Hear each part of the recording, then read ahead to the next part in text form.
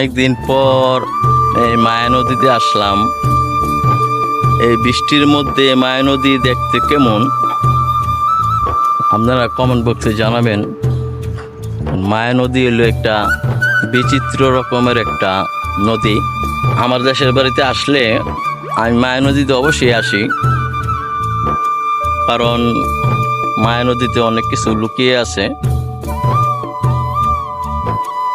এই যে দেখতে পারতেছেন, মায়া নদীতে বেদে নৌকা বলতে আমাদের কাছ থেকে বা আমাদের কাছ থেকে উঠেই গেছে।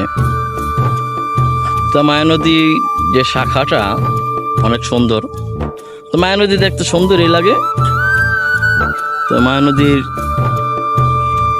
যে সুন্দর পরিবেশ, এটা কেমন লাগে অবশ্যই কমেন্ট বক্সে জানাবেন। মায়া নদী, সবাই ভালো থাকবেন।